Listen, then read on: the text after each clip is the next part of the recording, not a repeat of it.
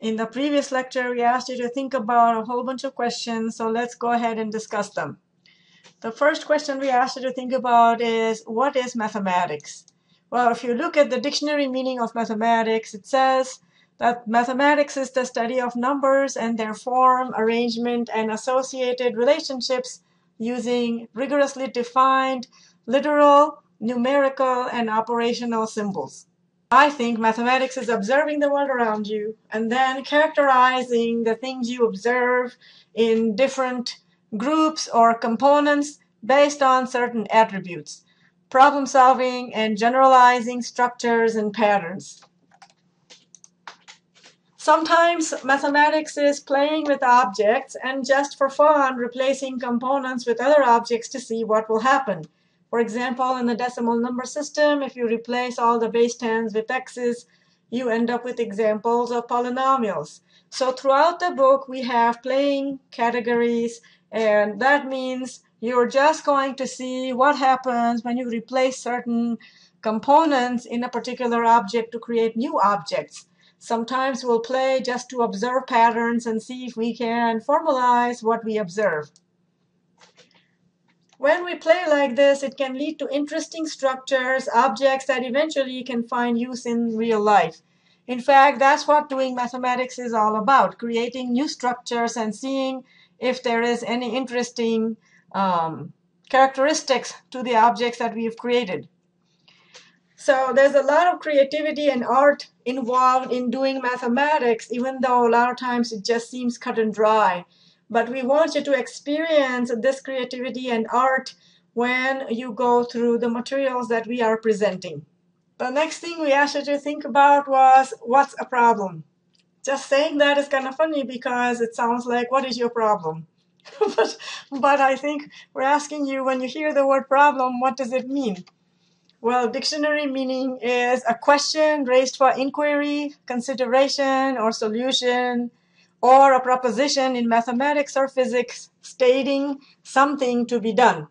Or one of my favorite definitions is an intricate, unsettled question, a source of perplexity, distress, or vexation, or difficulty in understanding or accepting.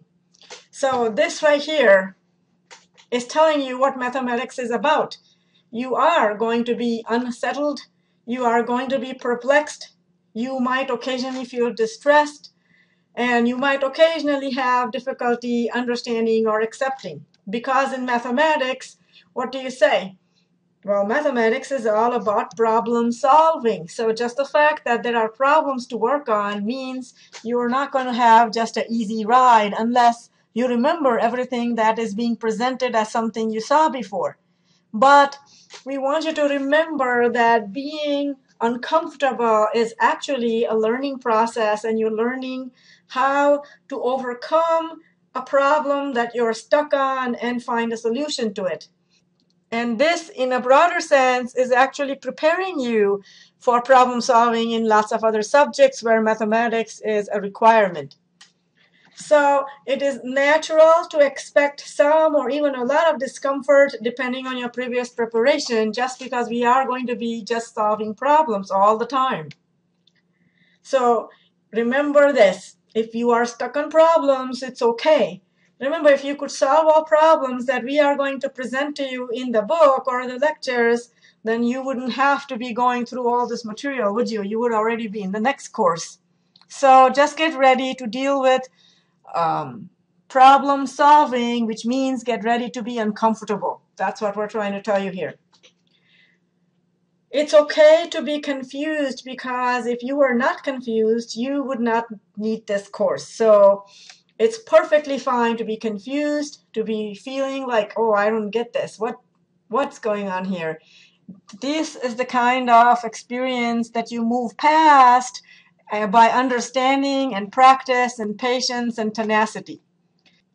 All right, so if I ask you, next question was to think about, what is a mistake? What do you think is a mistake?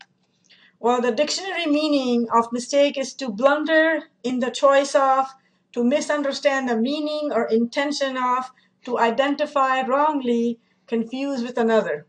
Making mistakes in mathematics is often related to misunderstanding the meaning of the symbols or rules or misapplying these to the problem at hand. Students often think that they should be able to do problems flawlessly from the very beginning, just like their teacher. But what you do not understand is the teacher has been at it for years, and this is probably the first or second time that you are looking at it. It's like comparing a new athlete to an Olympic athlete. You can't possibly expect yourself the same performance as a professional athlete because they have dedicated hours of practice and studying fundamentals of the sport and are required to reach such levels of mastery before they can even be in front of you teaching. So don't compare yourself to what you see your teacher performing. It's important to remember that. In fact, making mistakes is how mathematicians discover a whole bunch of different fields. What's most important to remember here is that making mistakes is okay, but figuring out why you made the mistake is the most important thing that you will do in this class. When you're going through these lectures, just be very careful and conscious of your thinking process. So for acceptance of mistakes, there are a lot of people who make mistakes, and when the teacher comes and says, okay, why did you write what you wrote? The most common response the student has is, I don't know. So I call that the I don't know phenomenon. So why do people say that? Most psychologists believe that that's an easy way out. If you say I don't know, then you do not have to take responsibility for what you wrote. However, since you are the one writing it, your brain is the one who came up with the solution. If you have a mistake, you are the only one who is going to know why you wrote what you wrote. So leave your ego out the door.